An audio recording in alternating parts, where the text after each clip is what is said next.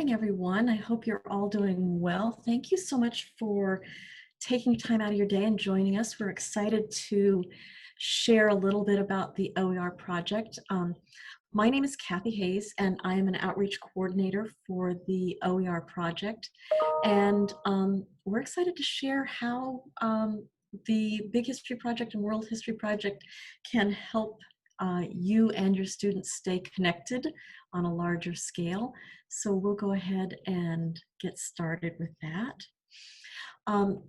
We're going to start with a quick overview looking at some ways of making connections. We're going to watch a couple minute segment of a video that was done for an earlier conference called Making a Meaning in an Ocean of Stories.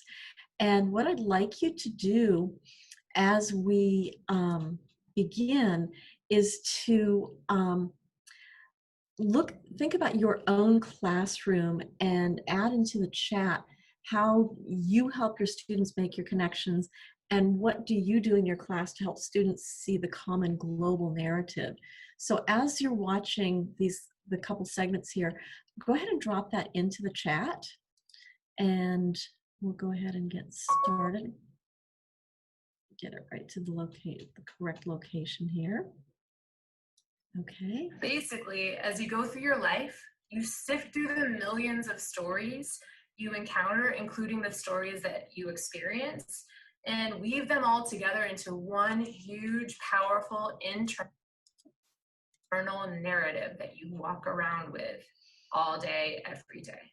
This narrative shapes how you feel, who you are, how you interpret the world, and what you do about it. This is why, besides being an entertaining and handy tool for helping people remember things, narrative is powerful. As James Baldwin wrote, and the most recent season of Queer Eye quoted, "Not everything that is faced can be changed, but nothing can be changed until it is faced." Our job as educators, therefore, is to help students face the truths of the world in a reflective and empowering way. And we can do this by helping them focus on their internal narratives. As an end of the year assignment, a colleague and I had our history students create their own primary sources, documenting life during the COVID-19 pandemic of 2020. Maybe you've heard of it.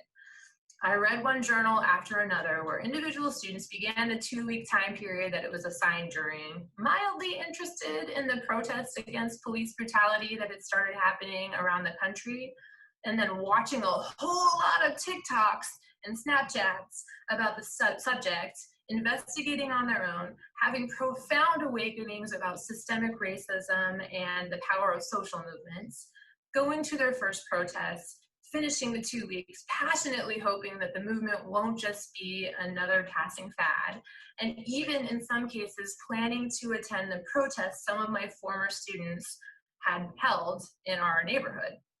My students felt so much more empowered than they did a month beforehand because of the kinds of stories they encountered changed, and they were able to make meaning by weaving the stories that they were seeing into their own narrative identities. Ooh, oh.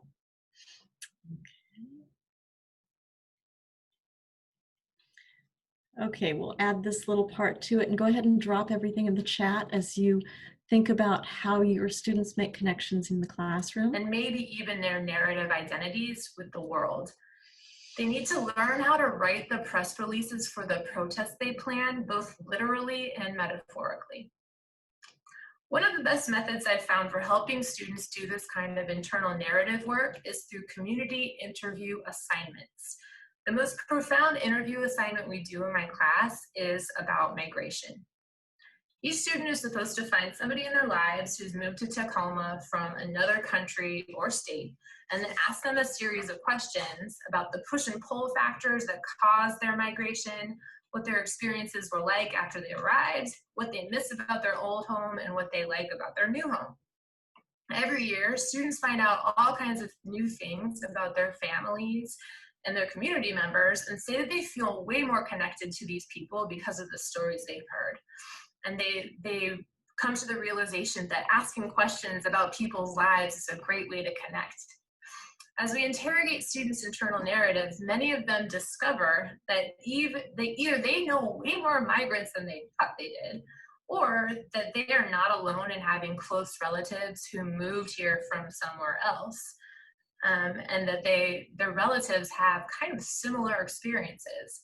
Whether the people they interviewed moved here from Kansas, Georgia, Cambodia, the Philippines, or Mexico, students realize that there really is a common migration narrative, and that many of these similarities between stories of the now also apply to migrants from every time period in history.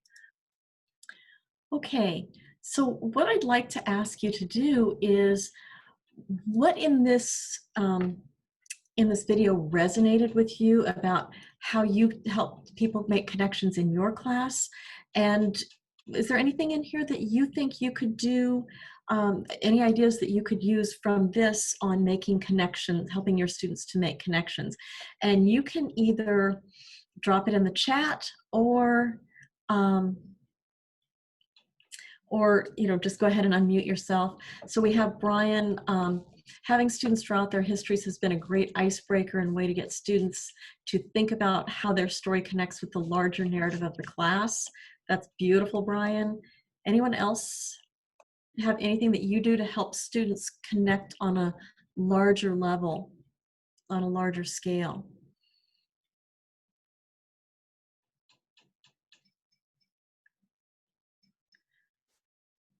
Okay. Well, hopefully after this session, you'll have some ideas and things that you can implement in your own class. So we'll go on and look beyond that. So what we're going to, our objective today is to develop a deeper understanding of the OER project courses and focus specifically on those that are related to student citizenship, global awareness, and to understand how to access these. And then we are going to do some hands-on activities. So we'll do a quick OER project overview, spotlight on claim testing with Big History Project, spotlight on the frames and using the frames to help students understand not only the global picture, but the whole historical narrative. And then we'll finish up with an interconnection activity. And I did put a link to all of the activities in the chat. So really fast, the OER project has 2 courses. And most of you are probably familiar with the Big History Project that's been around for about 7 or 8 years now. And the Big History Project starts at the Big Bang and goes to the future, operating on the idea of thresholds of increasing complexity. And so we operate with the idea that each threshold adds more complexity, but yet is more fragile. And we take students through this, creating a narrative that links from the Big Bang to the future. So it has the single narrative focus. And Big History is a great way to introduce the skills and the historical thinking concepts. This new course that we have developed is the World History Project, and we actually have 2 different versions of those. The Origins course basically does a quick overview of what's covered in Big History with the Big Bang and the stars lighting up, and then it gets to that human aspect of history. And then we have the 1750 course, which begins in the year 1750 and continues a little more detail up to the future. The goal of both of these courses is to make history usable. And you guys all know, you've been in those classes where history is just one date after another and there's no connection. The idea is to allow students to see themselves in history, where they fit in, where their ancestors are coming from, and so that they feel that they are part of the narrative. And so that's what our objective is to make sure that students feel connected. So we'll do a quick overview of Big History, and one of the best parts of Big History is the activities and the skills progressions. Big History focuses on incorporating spiraling activities that really go from that I do, where the teacher's providing a lot of instruction, to the we do, where it's the student and teacher working together, to the you do, so that the students are gaining that independence and developing the ability to complete these tasks on their own. And so it's spiraled, it's laid out. The skills that they focus on are thinking across scale, integrating multiple disciplines, making and testing claims, the narrative and threshold, cause and consequences, and of course, reading and writing. And you can see from the illustration here that these skills are not a one and done deal. You don't do claim testing and then never see it again. It's going to be something that's done consistently throughout the course so that students come back to it, they apply it, and they gain the skills, the ability to do this over the course of the year. And so you can see the skills progression placemat here, and this will take you directly to each and every one of the activities. But the idea is to develop that independence in learning so that students gain the confidence and the ability to go out and learn on their own. Big History Project approaches this, as I mentioned earlier, we've got the 8 thresholds of increasing complexity, the Big Bang, the stars light up, the creation of new chemical elements. You guys have probably all heard the Carl Sagan saying that we are all made up of dead stars. Well, this is exactly where this is going. Those chemical elements come together, form the Earth and the solar system. Then we've got the life that develops on the planet. Humans come about. We've got collective learning, which allows humans to make progress and advance. The rise of agriculture. And then finally, we're at the modern revolution. The beauty of Big History, in my opinion, is that it doesn't stop with the year 2020. It asks students to go beyond that and think about what is the next threshold. Are we already there? Or what's the next major turning point in history? Now, the way that we do this is there are articles available at multiple reading levels. We have audio versions of all of the articles, and this year, all articles and activities are available in Spanish. So reaching out to a wide variety of learners. And so you can download these, you can put them in Google Class. There's a wide variety of ways to access everything. We also have videos, and all videos come with transcripts so that students can follow along. You know, John Green does talk a little fast, so reading those transcripts beforehand, highlighting the information, and then watching it, it's a way of addressing all ability learners and helping students to comprehend that information. And the beauty of the videos is you bring in experts from multiple fields. I'm going to tell you, I am not an expert in astrophysics, but Jan 11 explains it beautifully and introduces students to that particular skill and discipline. We've got all sorts of experts that come in and share how their discipline helps us to better understand history. We've got all sorts of activities throughout the course, and it allows you to give students voice and choosing which activities they want to do in order to make progress and show you their their understanding. And then of course we have writing, a consistent rubric, set of writing progressions again, so that students make that progress going from investigation 0 up to investigation 9, and allowing them to practice and using the revision assistant or the HP score in order to provide feedback immediately and provide some assistance to teachers. So all of these are resources that are available to teachers to help students there. One of the activities that we're going to focus on is claim testing. And claim testing is a skill. Think about how important in today's world, especially this week, in being able to sort out what is legitimate and what is not, and having that understanding of the content, and where it comes from and whether this is a legitimate source. And so we do claim testing, and our claim testers are intuition, logic, authority, and evidence.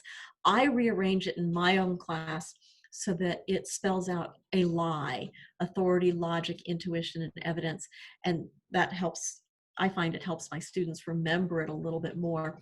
But we teach students to look at information, and I always tell my students, hey, claim test me. Where did you get this information from? It doesn't make a lot of sense. Can you provide some evidence to support what's going on? And so getting students in the habit of using this skill. I want to run you through a quick, I'm gonna have to escape here. Let's see if I can get us out of here. Oops, that's not where I want to go. Sorry, I have to, in order for us to do this activity, we have to go out of here. So just a quick practice with this. These can all be moved. And so I want to take a couple of minutes, and you guys can either say this out loud or you can put it into the chat. But I'm going to ask you to tell me where you think these belong. And we won't do the whole thing because it'll take some time, but let's just practice a little bit of claim testing. I've never heard of anyone falling off the edge of the earth, so it might be round. Which claim tester do you think this best fits under? Do you think it would be authority, evidence, intuition, or logic? And go ahead and put it in the chat, or you can just say it out loud. Okay, Rachel, you think it's intuition? Okay, so we're just going to move this over here, and this is one of the links that you have. Mary agrees, beautiful. And guys, I'm perfectly fine if you want to just shout it out either way.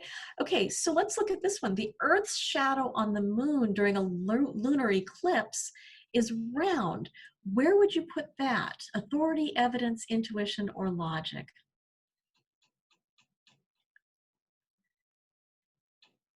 Which one do you think that one goes into? I'm going to go with evidence on that one, Kathy. Okay, I'm gonna agree. Does anybody think it could go anywhere else? I think you might even have some students that say that says that sounds logical. Yep, Mary, that's, yeah. Is there anything wrong if they put it in logic? That here's the key, this is the beauty of this. Is there any, if they say it's logic, if they can explain their reasoning, is it okay to put it in logic? And I'm absolutely. Students, the best part is to get them thinking critically. My science teacher says the earth is round.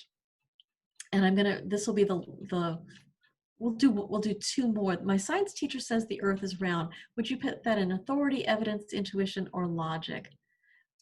Authority, probably, yeah. What about this one right here? Everyone says that the earth is round. Does that one fit into authority just like your science teacher does? Or where would you put that one?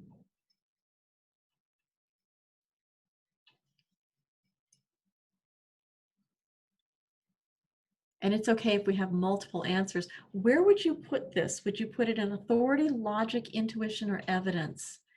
Everyone says the earth is round. I might use that as evidence, although not very reliable evidence. Okay. Okay. My gut was actually putting it into either intuition or logic. So guess what I'm going to do is I'm going to put it right in between there because we can do that. Okay. And then let's do,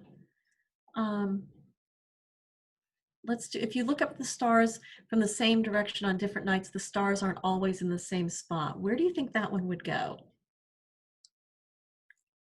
If you look up at the stars from the same direction on different nights, the stars aren't always in the same spot. And remember, there's no wrong answer here as long as you can justify your thinking. Intuition? Sure. Could it also go, if we look at our images here and we see the look, could students also justify putting it in evidence here? Because we've got our little symbols here. So I think it could fit into either one. Students can justify, as long as students can justify it, this activity gives them that idea of thinking critically about their answers. And the beauty, at least in my opinion, is that there is no wrong answer. So students feel secure in participating as long as they understand how, that their answers are going to be accepted. It's, if they can justify it, it's great. This is a super fun activity to do in person.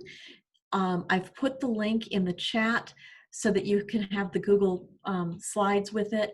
You can break students up into groups, have them work together, come back, and then do it as a larger group. But this gets them thinking about those claim testers with the claim that the earth is round, and introduces that concept. And this is, you can carry this over throughout the rest of the year. You could do this activity, creating all different claims and giving them different scenarios. You can modify this to fit just about any situation you want or any class you want with claim testing. So this is just one example of our claim testers. And I'll go back to the slideshow so you guys can actually see this. And claim testing is also, Brian, it is a perfect way to start off a unit. I think it's a great way to start off just about any unit, looking at the claims that are being made. And like I said, I encourage my students to claim test me. I also encourage them, claim test your parents. Where'd you get that information from? Parents might not like you, but that's okay. You get students thinking critically, which is what we want in education. Questioning is always good.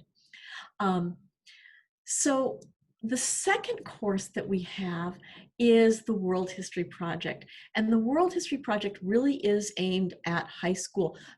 Big History Project did start out aimed at high school students. And it turns out we have a tremendous number of middle school students using it and using it quite successfully. So we've modified some of the content, and it's can be used anywhere from 6th to 12th grade. The World History Project was really done with a high school focus. One of the things that we found is students were gaining those skills of claim testing and using multiple disciplines and cause and consequence. But 2 years later, they were still using those same skills and it hadn't grown. Well, if you start with the World History Project, maybe in middle school, and you build up to, the Big History Project in middle school, you build up to the World History Project in high school, now you can take those skills and move students to the next level. So the World History Project is taking history beyond just that list of famous people and events. I honestly had a history class where my teacher just put 100 dates on the board, and all we had to do was tell him what happened in those years. There was no connection between events. It was just memorizing events. And needless to say, I don't know why I still liked history, but with the World History Project, the goal is to connect the dots, create this coherent narrative that allows students to see that there are trends and how they come about, how they end, and how things change and evolve over time. And the course has a little different focus, and I've really grown to like this. And they use what they call frames, and another word for frames would be lenses. So we're taking a look at history through 3 different lenses: communities, production and distribution, and networks. And so communities is looking at how we function within our group and the people around us. Production and distribution, obviously, how we're making the stuff that we use every day, and how we, if we don't have the materials to make the what we need every day, how are we getting those? How are we taking and distributing content, material from one place to another? And then networks, and this, of course, is the sharing of information. So the idea of the development of language to transportation networks, and right now using our digital conversation and the networks that we have. It used to be that it would take 100 years for an idea to go from one place to another, and now it's within seconds for many people that you get information about events. So this has changed dramatically over time, but the response of people and to this is something that may be consistent in different areas. So communities, production and distribution, and networks are 3 frames. Now, the beauty of this is these are the 3 frames that we use throughout the course, but you can add a frame, or your students can add a frame to this. We intentionally stayed big picture so that you and your students could add to this and build upon it. And of course, just like with the Big History Project, we have articles that are available at multiple reading levels. There will be audio versions of these shortly.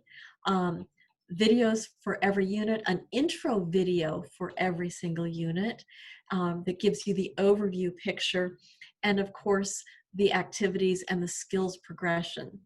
All of those are available there. One of the beautiful parts of the World History Project is we are going to the source with history. There are videos done in Ghana to learn about the slave trade and speaking with experts in that area. Puerto Rico and colonization. We've gone to England and done videos on the Industrial Revolution. And then we're also adding in China and Mexico and a couple other places in the Caribbean, and doing some in the Middle East, so we can talk about the rise of Islam, but bringing in those global voices so that students are hearing about history from people that they can relate to, and they are connected with what's going on. So it's not history from one perspective. It brings in that global picture, and you are connected to what's going on. There's something for everyone in the history that they're learning. Again, the skills are there, just like in Big History. We have them spiraled. so that they increase in the difficulty, again, going from that I do, where it's heavily focused on the teacher helping students, to the we do, where students and teachers are working together, to the you do, so that they're gaining that independence and that confidence in their ability to do those skills. Again, you see reading and writing, continuing causation, and of course claim testing, but we add in and build some new skills: continuity and change over time, comparison, contextualization, and sourcing. All of these are built into the course and allow students to spiral and start off with some heavy support and build and spiral up, so that they're seeing these skills, they're developing the critical thinking that they use in these skills. So oops, sorry, I went a little faster than I wanted to. Well, let's try this. Okay, so let's look at the frames. I'd like to have you share in the chat. This is our question of the WHP unit. Yes, Brian, I absolutely agree. It's really nice, and I'm excited to see the new videos that we're going to be putting in. So our question of the WHP session is, can you share how you organize the massive amount of events and sources in a way that makes history understandable and usable? What are you doing in your current world history class? Or if you are no longer teaching, how did you organize this? So let's take a minute and drop this in the chat, and we can look at how you are doing this. Okay, specific lenses or perspectives. So Brian, I'm curious, prior to teaching WHP or BHP, what was your system for organizing too much cover, to cover chronologically? Yeah. Okay. So yes, when I used, we used themes when I taught middle school U.S. history. Even we found that it was too much to cover every event and every person. So we identified some major themes and then built units that gave examples to demonstrate what those themes meant using the things that happened in history and the leaders and people of those time periods. Right. Yeah. No. And you know, there we have a beautiful video that was done by a talk done by Rachel Hansen, who says, you know, one of the problems with teaching history is it just keeps getting added onto. Every day there's more history to teach. So Rachel, themes and essential questions, absolutely. And these are great strategies. Anybody else have any way that you would organize, Mary, concept-based? Okay, case studies are absolutely. One of, oh, Mary, you would really love, one of the things that I did not talk about in the World History Project is the addition of the graphic biographies. And they are absolutely beautiful one-page graphics, which tell the story of the everyday person and kind of gives you a small version of a case study, quick and easy. And they are so appealing to the eye, and yet have such a beautiful story that students can relate to. So the graphic biographies were just recently added to the course, and they're kind of addicting. Once you start reading one, you want to go and find others, because you can see, as you read them, you can see a particular student that would connect with it, as you know your students. So I'll share a little bit about the frames in here. So we use frames as a tool to help connect events and people. So over here, we've got, you've got your community, you've got your products and distribution, and your community, you've got your community right here, your products and distribution, and then you have your networks on those connections. So the question is,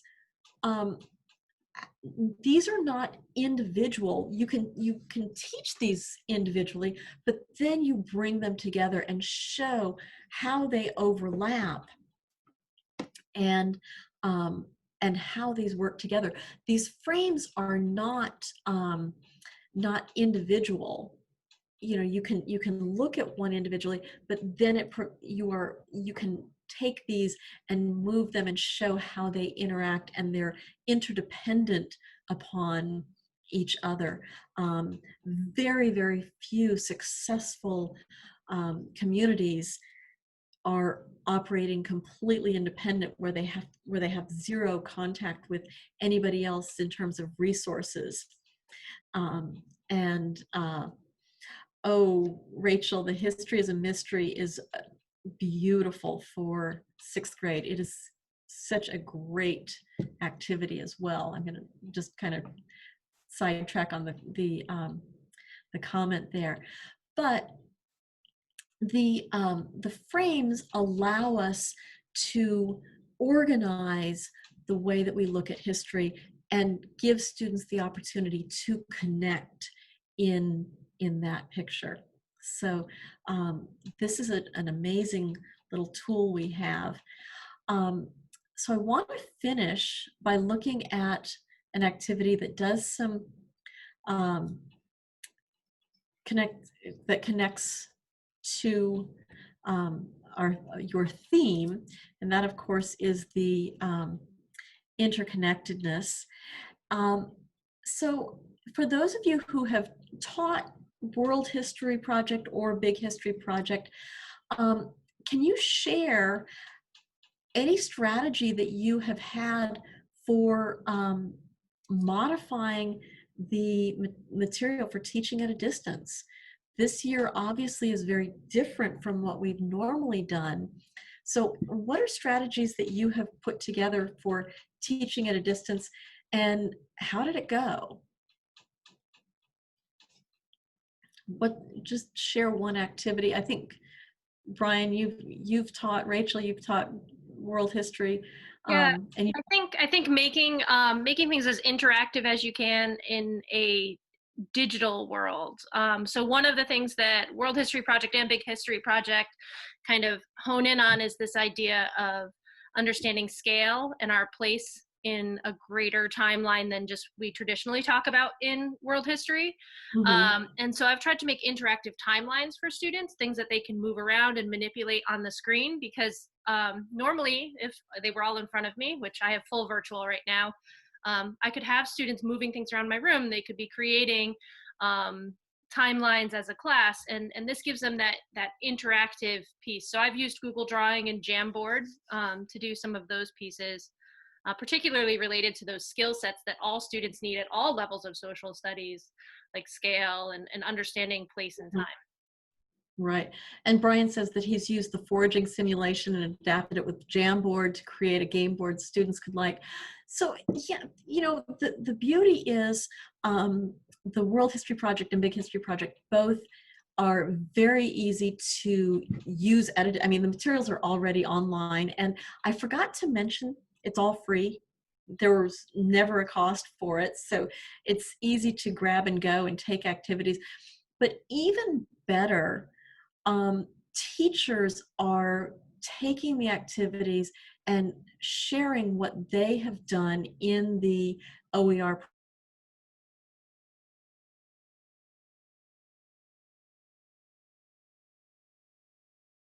is called Our Interconnected World.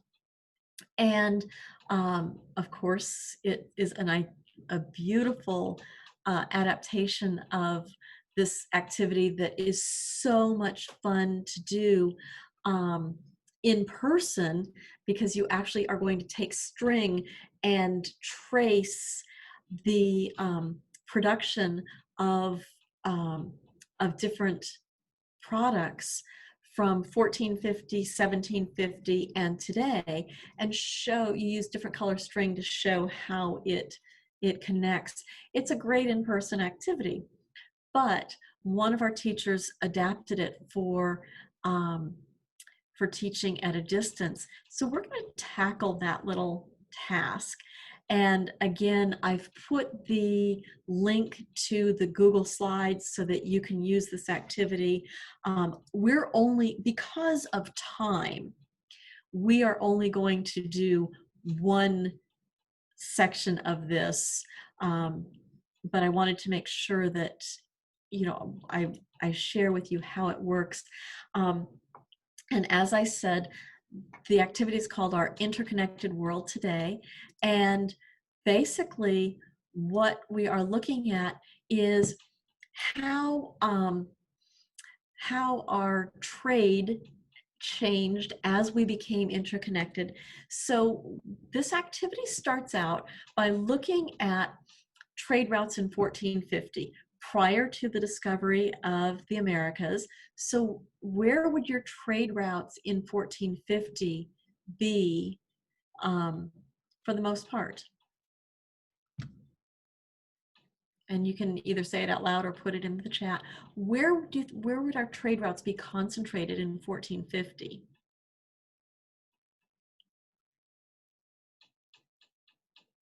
Europe and Asia. Yep, absolutely. So you're going to have Europe and Asia. You might have some dropping down into here, but it's basically, you're going to see the Silk Road. You may see some trade going up along here, but very limited trade, but no transcontinental trade taking place. And so they would look at trade mostly along the Silk Road, and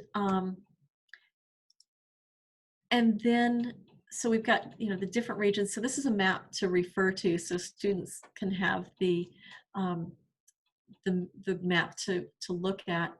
So we're going to start with today, because that one kind of has a fun glimpse at it. But and I'm going to share how I would modify this if I were really restricted on time.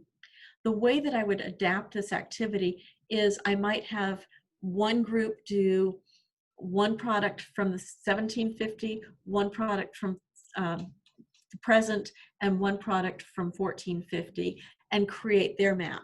And then another group, you've got three products that you're going to be tracing the route for. So you could break the classes up and have them do different, you know, three different ones so that they could see the big picture, because it does take a longer time to do all 9 products. But this is an easy one to break up into groups, and if you need to modify it or shorten it, you could easily do that. So we're going to take a look at the iPhone. And the iPhones are designed in California. They're manufactured in Asia, mainly in China and Taiwan. So here's what we've done with our map. We've started here. So we've got California, and then we've got Asia with China and Taiwan. So what we need to do is add on to this.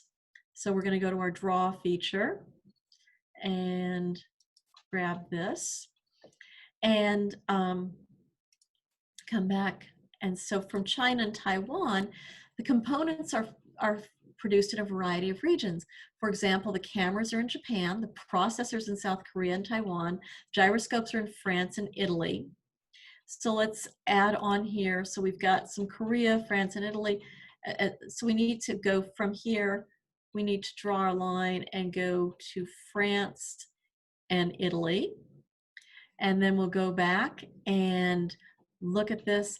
There are small elements of raw materials.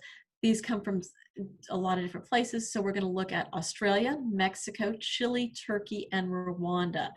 So from here, we'll go to Australia, Rwanda. Oops, I forgot. Got to go to Turkey and Mexico, and then we get it back to California. Now, what you'll do for the next item is you're going to switch the colors that you use so that you can trace where that one is from. And so you can look at Nike shoes. So we start with Nike up here in Oregon, and we're going to go to Vietnam, and I think it said China. Now I totally forgot. And China. And then we have to get some of the other sources: China, Vietnam, Indonesia, South Korea, and so on. And so we go back here, South Korea, Indonesia, and you continue going on. So what I'd like to ask, I don't want to take the time and do this whole activity. How would you use this in your classroom? What are some ways that you could help students make connections, show how they connect using this activity? In person, it's really cool when you're doing it with string and you've got string all over the classroom, but modified for teaching at a distance, how would you put this in your classroom?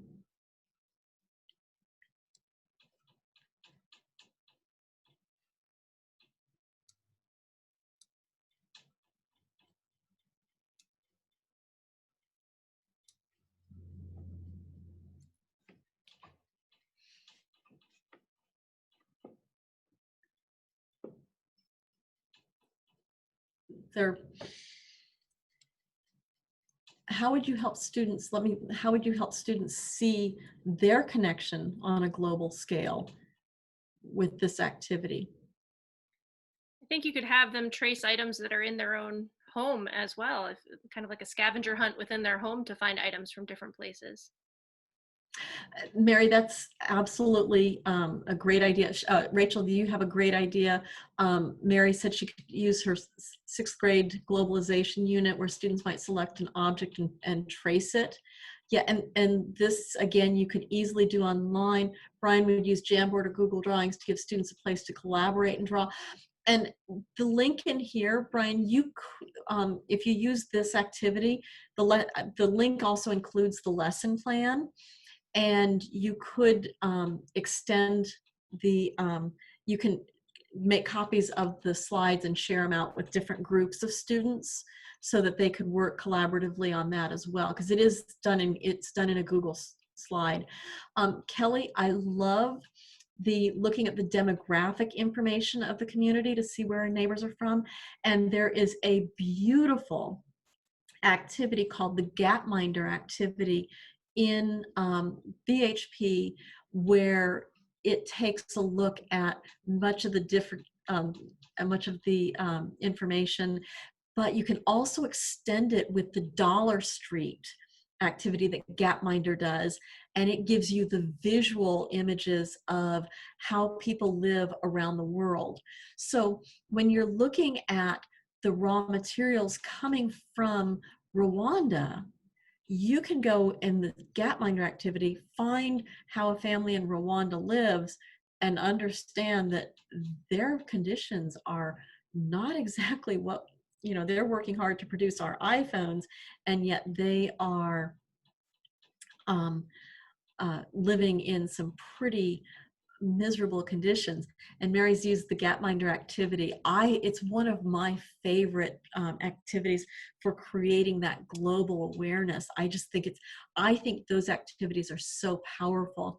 So honestly, you could take this activity and use it jointly with the Gapminder and the Dollar Street activities and come up with a completely beautiful global interconnected unit. And all of it could easily be done teaching at a distance, which right now are some of the things we really want to have.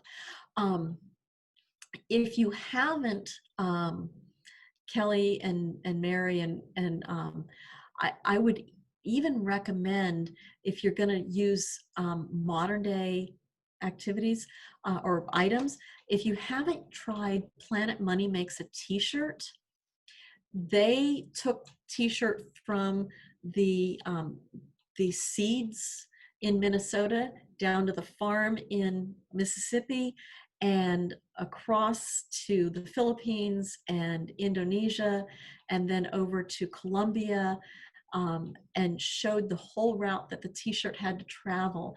But they also interview the people who are making this. And so it's a beautiful connection with something that students can relate to, and they do it visually, and they also provide lessons for that. So you could have them map out this just as we're doing with the iPhone and the other items.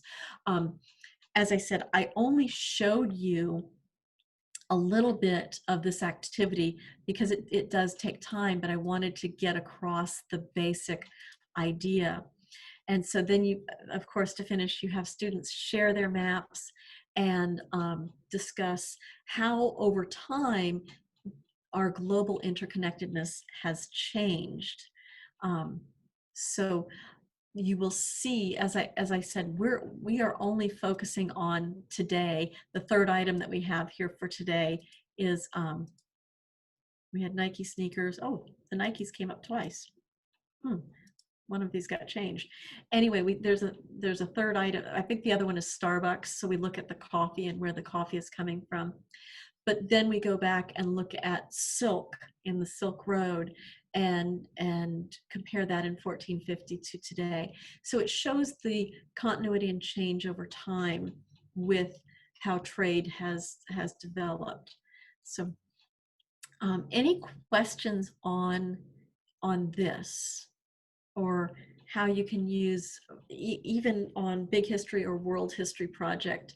Are there any questions that you have about the courses or any of the activities? I want to make sure that we answer anything that you might have. And I'm going to put in the chat, here's how you get to these.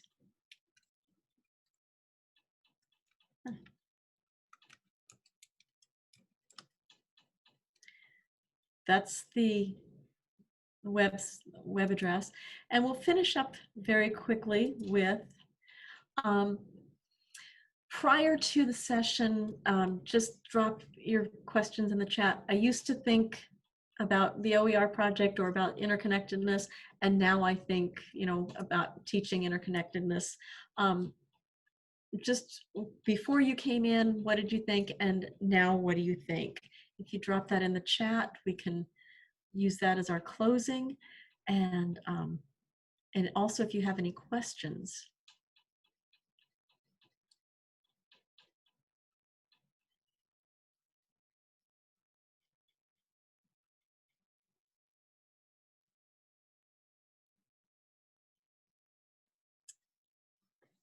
Okay.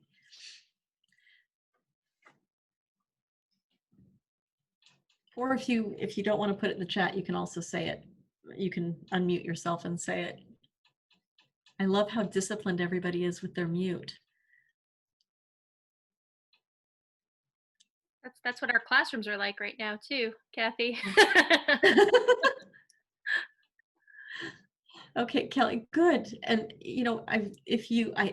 I know this. I know that the classrooms are so much like that. I've actually had the opportunity to visit a couple classrooms. If you have any questions, there's my email. You are welcome to drop me a line. Ashley, I love that. The middle school opportunities are absolutely amazing, Ashley. I have so many teachers that are teaching Big History with middle school students, and the kids are just loving it. And the modifications with special needs students is really, really helpful. So Kathy, I did want to say you can do this with elementary level students too. It just takes some adaptation. When we hit COVID in March, when we hit that wall, I used it with my own children at home, and I've got a middle schooler and an elementary schooler, and there are ways of adapting this that it is digestible for them. And even all the texts within OER are lexiled down to some pretty low reading levels. So. And with the audio version, I think that helps as well. So please, check it out if you are still interested. There's some beautiful activities. The History is a Mystery is just and the Easter Island, both of those activities are in Unit 1, and those are just hooks for getting kids interested in how history works and how to examine history. And there's just some fun activities. And I just want to, I know we've only got 1 minute left, but I just want to say thank you for taking the time to spend part of your morning. I guess it's afternoon there now. No, it's still morning. But thank you for spending some time with me today. I'm happy to answer any questions that you have. And please feel free to drop me a line if you need anything.